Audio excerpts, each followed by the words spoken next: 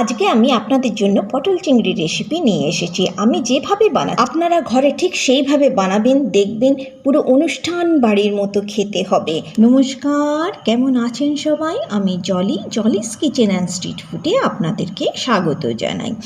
এই পটল চিংড়ি রেসিপি তৈরি করার জন্য আমি প্রথমে পটলগুলোর ছাল ছাড়িয়ে নিয়েছি, নিয়ে এটাকে দুভাগে ভাগ করে নিচ্ছি। আমি এখানে 7টা পটল নিয়েছি। তারপরে আমি আলু নিয়ে নিচ্ছি। আলুগুলোকে ভালো করে ছাল ছাড়িয়ে জলে ধুয়ে আমি আলুগুলোকে 4 ভাগে ভাগ করে নিচ্ছি। আমি এখানে 3টে আলু নিয়েছি। নেবার পরে আমি আলু আর পটলটাকে জলের মধ্যে আবার ভালোভাবে ধুয়ে নিচ্ছি। এরপরে আমাদের লাগবে চিংড়ি মাছ। চিংড়ি মাছটা আমি ছাল ছাড়িয়ে ড্রেসিং করেই বাজার থেকে এনেছিলাম। তারপরে আমি জল দিয়ে ভালো করে ধুয়ে নিয়েছি। ধুয়ে এর মধ্যে নুন হলুদ লাগিয়ে ম্যারিনেশন করে রেখে দিচ্ছি। এরপরে আমি কড়াই চাপিয়ে দিয়েছি। কড়াই চাপিয়ে গ্যাসের ফ্লেম হাই করে তারপর আমি তেল দিয়ে দিয়েছি। যখন আমার তেল গরম হয়ে গেছে আমি তখন এর মধ্যে পটলগুলো ছেড়ে দিচ্ছি। পটলের মধ্যে আমি কোনো নুন হলুদের ব্যবহার করিনি। পটলগুলো যখন একটু লালচে হয়ে যাবে তখন আমি পটলগুলোকে নাবিয়ে নিচ্ছি। এরপরে আমি এর মধ্যে আলুগুলো ছেড়ে দিচ্ছি। আলুতেও আমি কিন্তু নুন হলুদের ব্যবহার করিনি। আলুগুলো যখন লালচে করে ভাজা হয়ে যাবে তখন আমি আলুগুলোকে নাবিয়ে নিচ্ছি। আজকের ভিডিওটি যদি আপনাদের ভালো লেগে থাকে তাহলে আমার চ্যানেলটিকে নিশ্চয়ই সাবস্ক্রাইব করবেন, বন্ধুদের সাথে শেয়ার করবেন, একটা লাইক নিশ্চয়ই করবেন। আর আপনারা কে কোথা থেকে দেখছেন আমাকে নিশ্চয়ই কমেন্ট করে জানাবেন। দেখুন সেই তেলের মধ্যেই আমি আবার চিংড়ি মাছগুলোকে দিয়ে দিচ্ছি। এই তেলের মধ্যে যতখানি চিংড়ি মাছ আমার ধরবে ততখানি আমি চিংড়ি মাছ দিয়ে দিচ্ছি। চিংড়ি মাছগুলিকে আমি লাল করে ভাজবো না।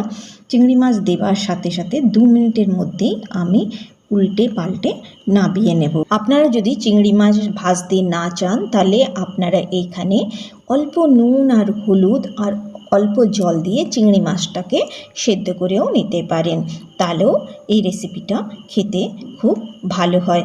দেখুন আমি এক এক করে সব চিংড়ি মাছগুলোকে হালকা করে ভেজে নিচ্ছি। আমি যেভাবে আপনাদেরকে এই রেসিপিটা করে দেখাচ্ছি ঠিক সেইভাবেই করবেন, দেখবেন খেতে পুরো অনুষ্ঠান বাড়ির মতো হবে। সবাই খেয়ে খুব খুশি হবে।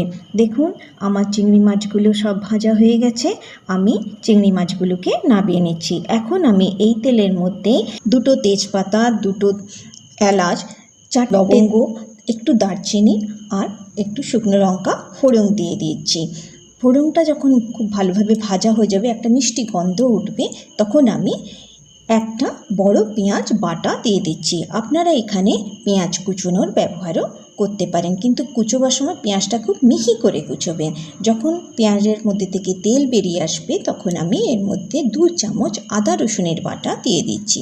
দেওয়ার পরে মশলাটা আমি ভালো করে কষিয়ে নিয়েছি। যখন তেল বেরিয়ে এসছে তখন আমি একটা বড় গোটা লাল টমেটো বেটে এর মধ্যে দিয়ে দিচ্ছি।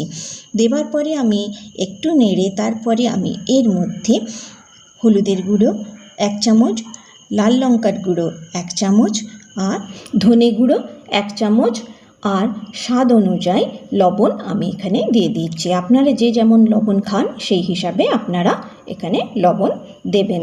দেওয়ার পরে আমি মশলাটা কষিয়ে নিচ্ছি। এখানে মশলাটা কষানো হতে থাক, তার মধ্যে আমি একটা মশলা তৈরি করে নেব, যেটা দিলে পুরো অনুষ্ঠান বাড়ির মতো আমার রান্নাটা খেতে হবে। তার জন্য আমি নিয়েছি 1/2 কাপ নারকেল কোরানো, 1 চামচ পোস্ত আর 4টে কুচি করা কাজু। এগুলোকে আমি ভালো করে বেটে নেব। দেখুন এখানে মশলা কষানো হয়ে গেছে। আমি এই যে মশলাটা তৈরি করেছিলাম সেই মশলাটা আমি এর মধ্যে দিয়ে দিচ্ছি। দেওয়ার পরে এই মশলাটাকে ভালো করে আমি কষিয়ে নিচ্ছি। এখানে আমি গ্যাসের ফ্লেম লো টু মিডিয়ামে রেখেছি। আপনারা যখনই মশলা কষাবেন তখনই লো টু মিডিয়ামে রেখেই মশলাটাকে কষাবেন, তাহলে দেখবেন মশলাটা খুব ভালো কষানো হবে। আমার এখানে মশলা কষানো হয়ে গেছে। আমি এখানে জল দিয়ে দিয়েছি। জল দেওয়ার পরে আমি এর মধ্যে আলুগুলো দিয়ে দিচ্ছি। তাহলে কি হবে, মশলাটাও সেদ্ধ হয়ে যাবে আর আলুগুলোও তার সাথে সেদ্ধ হয়ে যাবে। আলু দেওয়ার পরে আমি ঢাকা দিয়ে 5 মিনিটের জন্য রেখে দিয়েছিলাম। 5 মিনিট পরে আমি ঢাকা খুলে দিয়েছি। দেখুন এখানে আমার জলটা শুকিয়ে গেছে। এখন আমি এর মধ্যে পটলগুলো দিয়ে দিচ্ছি। পটল দেবার পরে আমি ঢাকা দিয়ে মিডিয়াম টু লো ফ্লেমে 3 মিনিট রেখে দিয়েছিলাম। 3 মিনিট পরে আমি খুলে আলু পটলটাকে মশলার সাথে একটু কষিয়ে নিচ্ছি। এখানে আমার জলও কমে গেছে, আলুগুলোও সেদ্ধ হয়ে গেছে।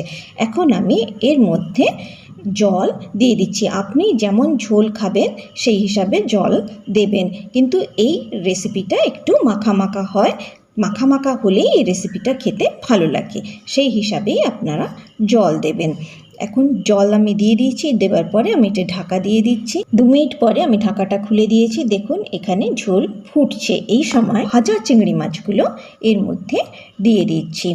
চিংড়ি মাছগুলো দিয়ে আমি একটু নেড়ে চেড়ে আবার ঢাকা দিয়ে 3 মিনিটের জন্য রেখে দিচ্ছি। চিংড়ি মাছ দেবার পরে আমি বেশি ফুটবো না। চিংড়ি মাছ দেবার পরে বেশি ফুটলে চিংড়ি মাছগুলো শক্ত হয়ে যাবে। দেখুন 3 মিনিট পরে আমি ঢাকা খুলে দিয়েছি। আলুগুলোও সেদ্ধ হয়ে গেছে আর পটলগুলোও আমার খুব সুন্দর সেদ্ধ হয়ে গেছে। এরপরে আমি এর উপরে গরম মশলার গুঁড়ো আর 1 চামচ ঘি উপর থেকে ছড়িয়ে দিচ্ছি। আর ঝোলটাও কমে গেছে। এরপরে এটা ঠান্ডা হয়ে গেলে এর জল আরও টেনে নেবে।